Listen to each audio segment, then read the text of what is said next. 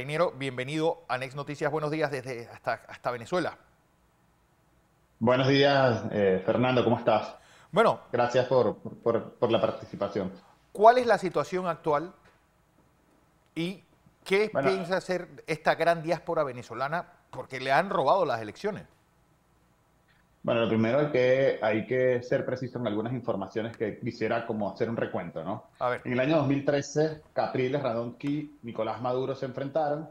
En las encuestas nunca se vio que Enrique Capriles ganara a Nicolás Maduro. Las encuestas siempre fueron de empate técnico y la verdad es que tuvimos un resultado bastante apretado, donde no hubo conteo de votos y donde la oposición durante ese año manifestó su inconformidad, pero no salió a la calle. Porque ayer Nicolás Maduro decía que inmediatamente Capriles llamó a la gente más a la calle y eso no ocurrió. Luego tengo que decirles que en el año 2018 se convocó una elección presidencial en la que los venezolanos no participaron, no, en su mayoría no participó, por una razón sencilla. Hubo una ilegalización de los partidos políticos, no habían reglas claras, porque ya se preveía que podría haber el escenario que tuvimos hoy, que tuvimos ayer, mejor dicho. Y esa ilegitimidad de que no contó esa elección llevó al no reconocimiento internacional de Nicolás Maduro y por eso el año siguiente, que correspondía ya a asumir un presidente, lo hace Juan Guaidó a través de las elecciones presidenciales. Eso generó dos presidentes, sí. digamos, dos gobiernos, por decirlo de algún modo, y que durase prácticamente 2 años hasta que Juan Guaidó, más allá de los errores políticos, se acaba también su legitimidad cuando se elige la nueva Asamblea Nacional, que tampoco la oposición participó. El día de ayer la oposición participa. Pero ya va, hay un tema que quería decir. Desde el año 2020 hasta el año 2023 hubo un vacío de liderazgo. Pero en todo este trayecto, María Corina Machado siempre fue coherente y fue creando una marca propia. Y la oposición siempre estuvo en la búsqueda de ese líder. Es decir, cualquier líder que colocara, la oposición iba a apoyarlo y el país se iba a mantener polarizado. Cuando llegamos al 2023, después de la elección primaria que se genera con el triunfo de María Corina Machado, en las encuestas empezaron a aparecer, más allá del favoritismo que pudiera tener María Corina Machado, había un elemento que estaba ocurriendo, que era que el 73% de la población venezolana quería cambio. Ese porcentaje fue aumentando hasta llegar a 81 al día de esta semana pasada que ocurrió. La ventaja que se le daba a Edmundo González era, hablábamos de 22 puntos. Hay una precisión que hacer. Los delegados de mesa pudieron, en algunos centros lo sacaron, pero en la mayoría estuvieron. Y ayer María Corina decía, porque esto es importante que entendamos cómo es el proceso de votación. En los centros de votación tenemos la información. ¿Cómo es el proceso de votación? Tienes la máquina que nunca ha estado conectada al Wi-Fi, al Internet, para transmitir la data durante todo el proceso electoral. Para poder transmitir tienes que imprimir un primer acta, que es el acta de escrutinio en principio. Esa acta la tiene la oposición. Luego se conecta y se transmite al Consejo Nacional Electoral. Esa acta de transmisión se imprime. Ese es el acta que se está esperando que tenga la oposición venezolana y que solo tiene el 40%. Es decir, de la primera acta tiene 100%, según lo que dijo María Corina, y de la segunda acta tiene 40%. Esto ya nos indica que se estaban preparando la oposición venezolana bajo el liderazgo de María Corina Machado y la candidatura presidencial de Edmundo González, preparando ante este posible escenario que estábamos viendo. Y hay indicios durante la semana de que esta fraude que pudiera estarse perpetrando, se estaba hablando de ello, se estaba, digamos, preparándose para esto, porque Alberto Fernández, la semana pasada, invitado por el Consejo Nacional Electoral, llegó a decir que había que reconocer cuando se perdía en democracia, porque no Claro. pasaba nada, te preparas para la siguiente y ya. Igual pasó con Lula da Silva. En el caso de Alberto Fernández, se le revocó la invitación y no pudo ir a Venezuela. En el caso de Brasil, se había suspendido su proceso de, digamos, su invitación a toda la delegación brasileña, donde Celso Amorín incluso no iba a ir, que es el encargado de asuntos internacionales, que además fuera canciller de Lula en gobiernos anteriores, y que ahora, después del proceso que ocurrió aquí en Panamá con los expresidentes, Sí. se se permitió la entrada de Celso Amorim. Brasil no ha fijado posición todavía.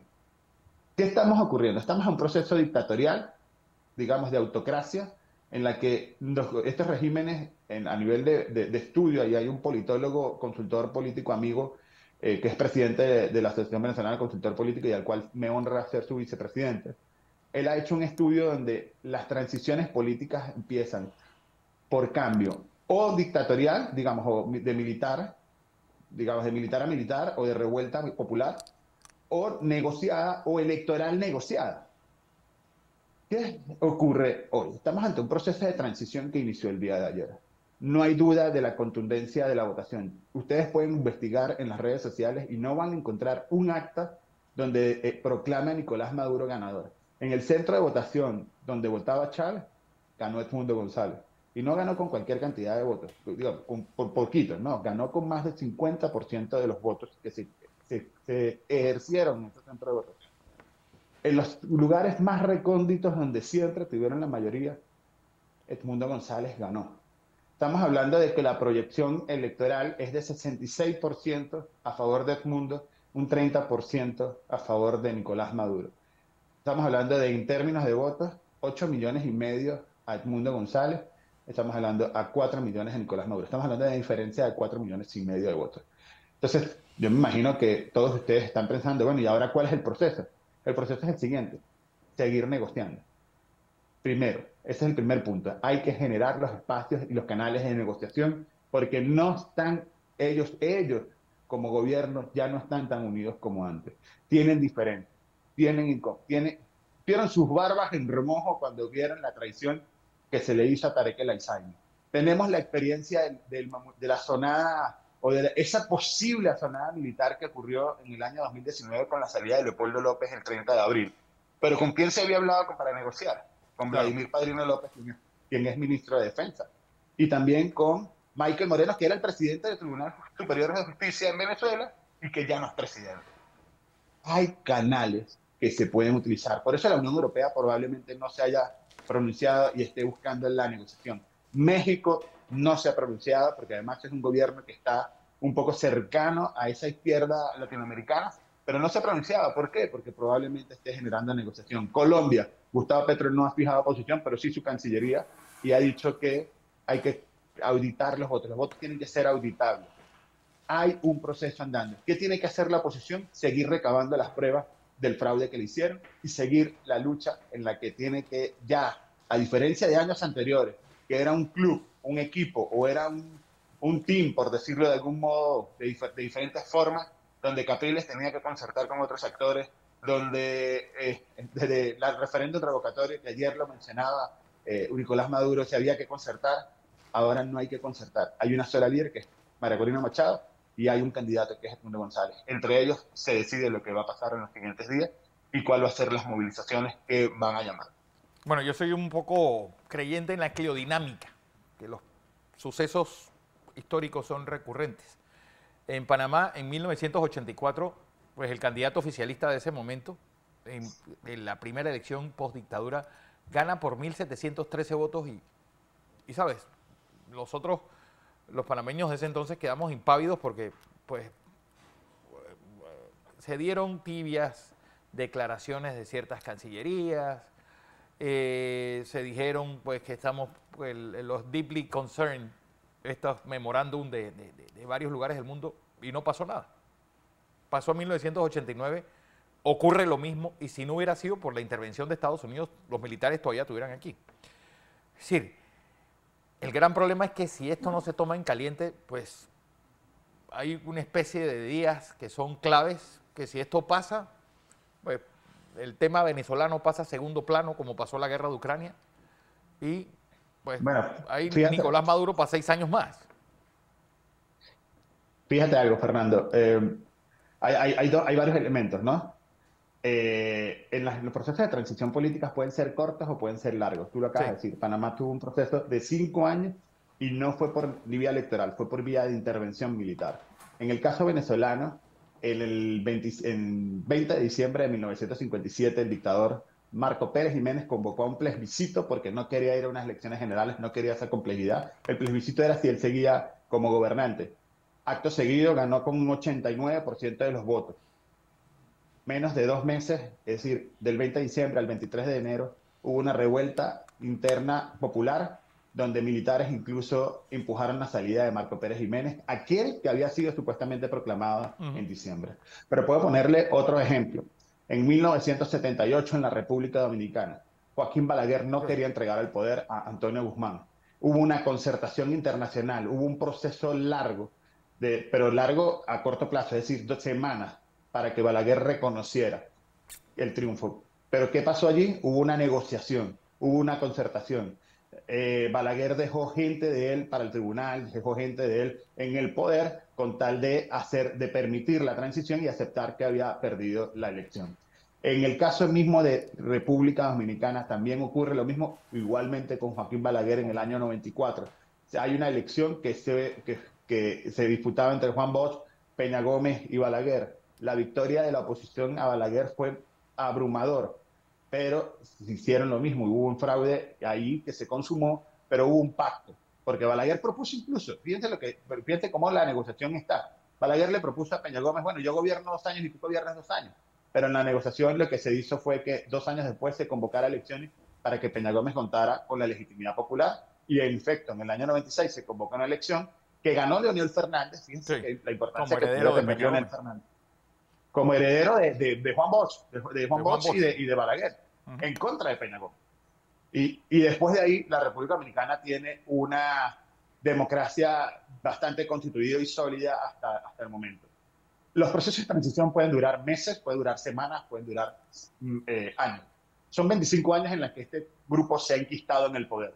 Este grupo que se ha vuelto, pasó de un autoritarismo competitivo con Hugo Chávez, que le gustaba la competencia, le gustaba promoverla, pero también era desigual su Sí, competencia con los actores de oposición, a un autoritarismo, a un autócrata, que no le interesa las elecciones. Entonces, pero no le interesa tanto las elecciones que es capaz de meter preso, por ejemplo, se dice mucho que Tarek El Aissami está preso porque él quería competirle la candidatura presidencial a Nicolás Maduro, a su amigo. Pero fíjense cómo el régimen, de una u otra manera, lo castigó y lo tiene preso por supuestos actos de corrupción, que no tengo duda que los tiene, por pero los supuesto. tiene él y los tiene todos ellos. Entonces, lo que quiero decirles con esto es que apenas esto comienza, que a diferencia de otros momentos, la transición inició ayer. Esto apenas abre los canales de negociación. Ayer veíamos incluso las caras largas tratando de mantener también la unidad dentro de ellos mismos, y me llama la atención. Yo he tratado de verificar por qué no estuvieron presentes en la tarima Silvia Flores, Diosdado Cabello, ayer celebrando con Nicolás Maduro. No los vi allí, no sé qué estará pasando. Padrino López se había pronunciado temprano de que iban a respetar la voluntad Sí, popular. pero tanto Y habla Silvia Rodríguez, la vicepresidenta como Diosdado, del tuvieron silencio. en esa Uh -huh. conferencia de prensa dada por Jorge Rodríguez donde decían nuestras caras lo dicen todo. Sí. Y las caras de verdad decían esto. O sea, uno analiza y las caras de ellos nunca dijeron que tenían triunfo. Y digamos, eh, incluso yo percibo que este es un proceso que es tan largo porque no solo, digamos, puede llegar a una solución en los próximos días y reconocer que Edmundo González ganó, pero hay que esperar hasta enero, Uh -huh. porque en enero es que se sume el nuevo presidente. Hay que esperar incluso que termine esta Asamblea Nacional terminaría en el año 2025. O sea, yo le decía mucho en todos los análisis y que de verdad te agradezco y te pido excusas que no pude acompañarte el día viernes. Yo siempre decía, oye, esto comienza apenas el 28 de julio. El proceso de transición, indiferentemente de cuál sea el resultado, inicia el 28 de julio, porque no cuenta con la legitimidad. Hoy la población venezolana que no vio que ganar, o sea, hay centros populares en donde siempre fueron ganadores ellos, donde la misma gente que los apoyó celebraba el triunfo de Edmundo.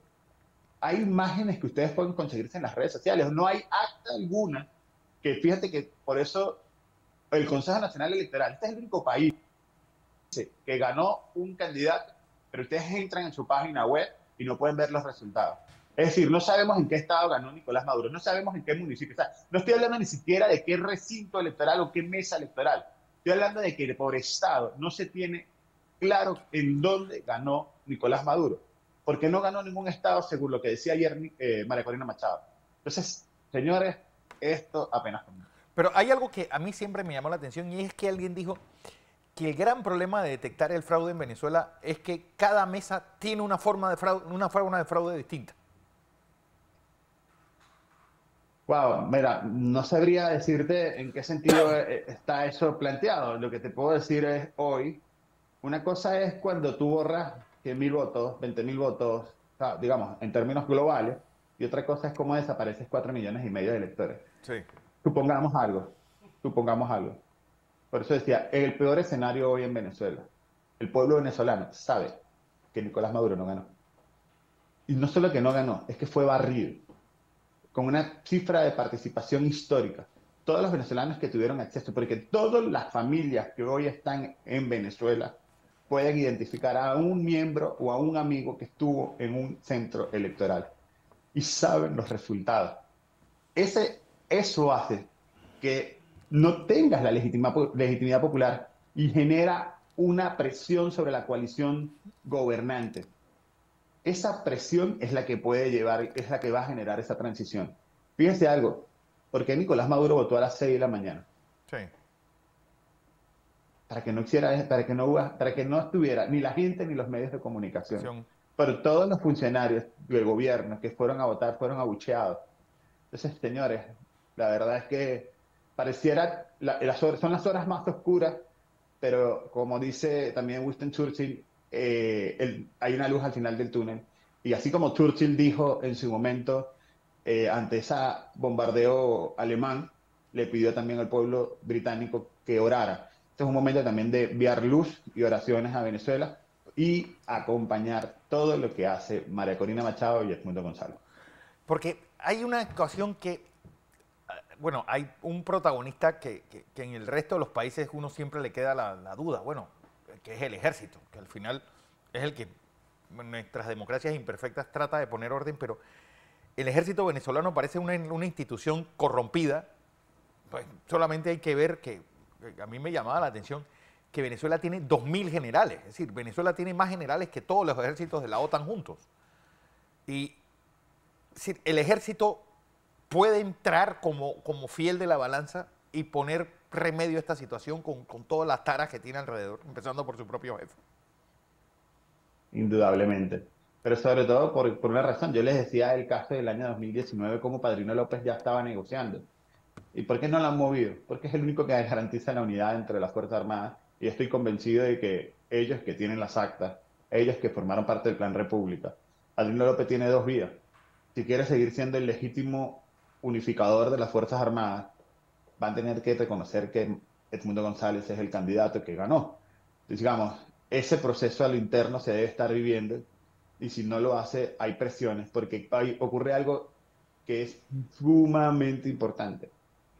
Todos quieren ascender y Padrino López tiene más de 10 años 10 años. siendo el único ministro de Defensa. Pero hay algo que también me llama la atención porque fue una elección donde todos los palos en la rueda que se pudieron meter, se metieron.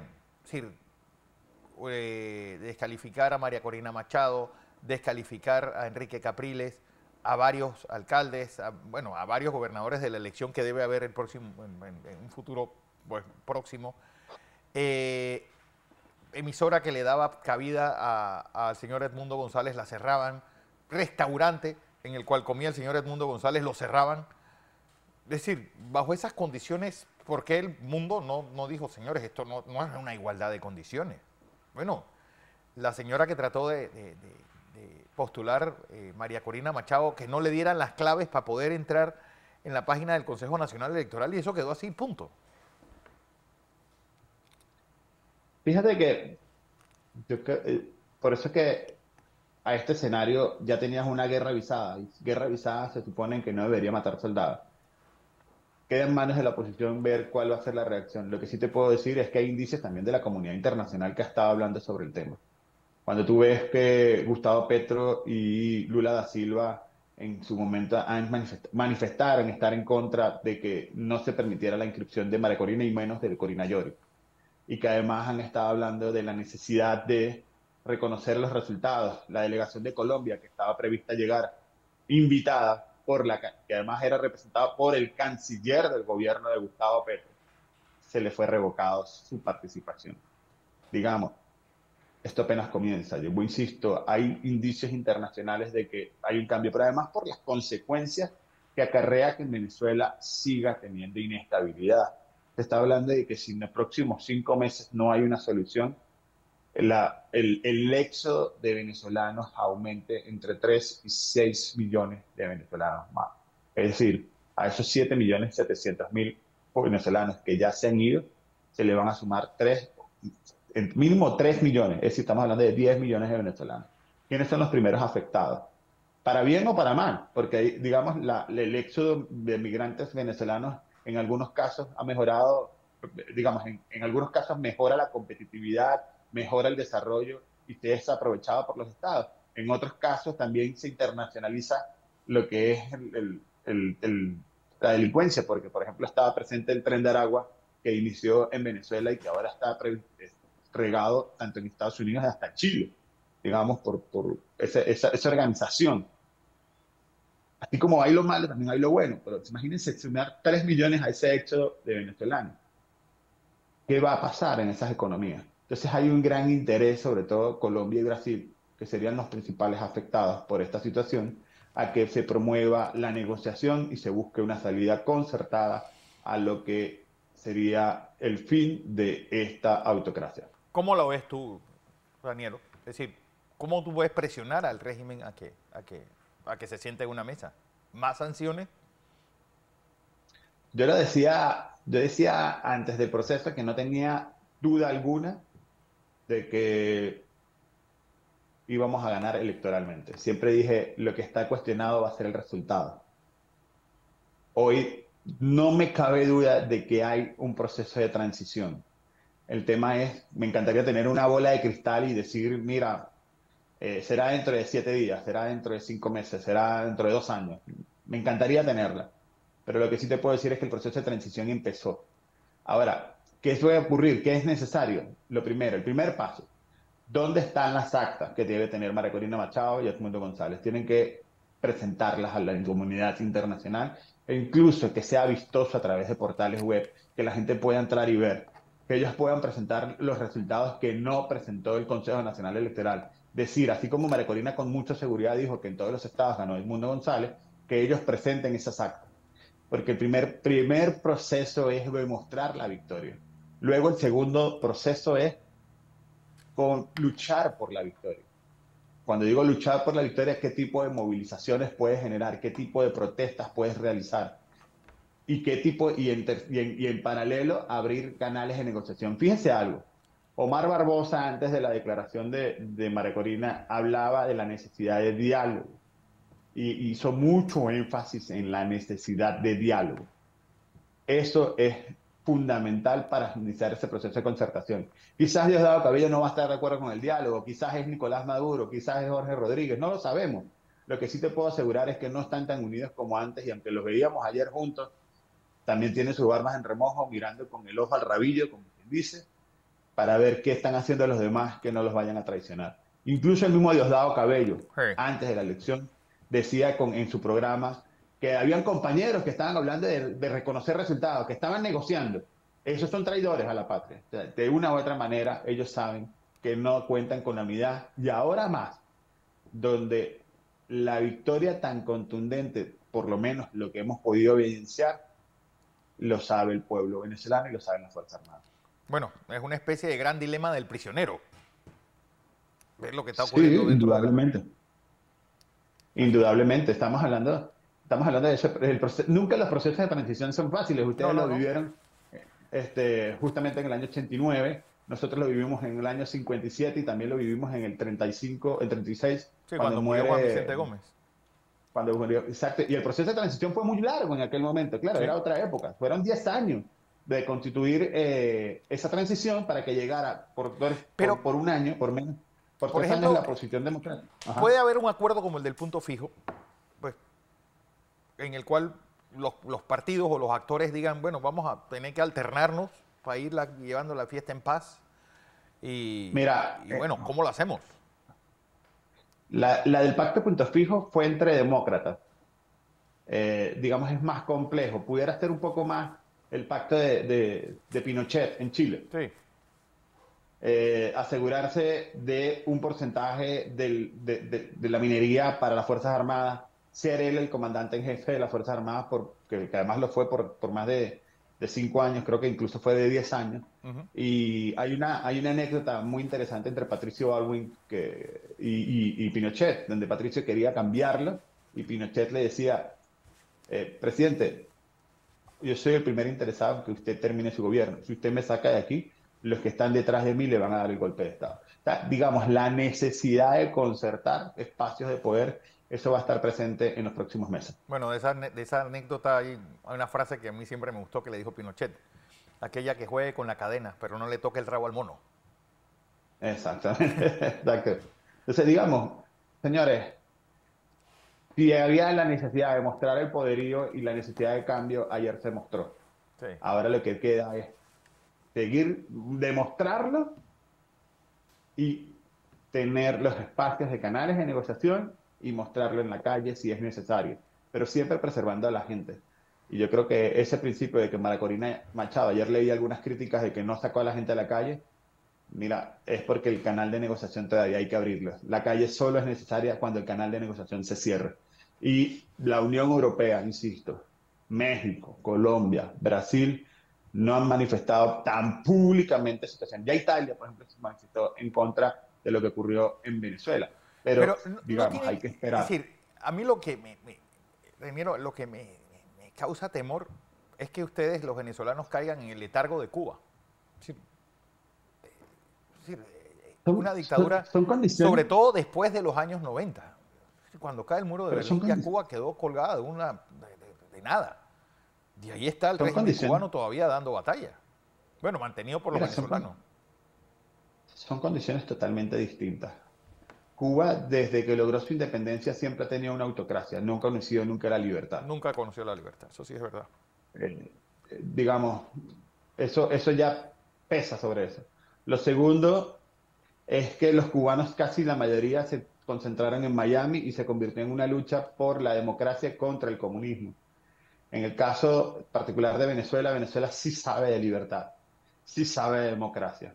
Pero además que los venezolanos que están afuera son, sí, estamos hablando de 7,5 millones, por lo menos, hasta 8 millones, que están hablando de la situación de Venezuela. Yo, por ejemplo, siempre pongo un ejemplo de República Dominicana, que admiraba a Hugo Chávez y admiraba a Nicolás Maduro, y hoy muchos dominicanos, más bien ayer, con el corazón en vilo, con el corazón en la boca, estaban pendientes de la situación de Venezuela. En Colombia, vimos cómo líderes políticos vivieron el proceso de lo que ocurría en Venezuela. Vimos cómo una Claudia López, Angélica Lozano, Luis Gilberto Murillo, canciller, vivían con mucha presión sobre lo que estaba ocurriendo, con pasión. En Chile, Gabriel Boric, de izquierda, no reconoce a Nicolás Maduro, no reconoce lo que pasó, no reconoce ese conteo de votos. Bernardo Arévalo, el presidente de Guatemala, de izquierda, que pasó por un proceso en donde no se le iba a dar el gobierno, donde tuvo mucha tensión de esa transición después de tu victoria electoral, él tampoco reconoce la elección. O sea, digamos,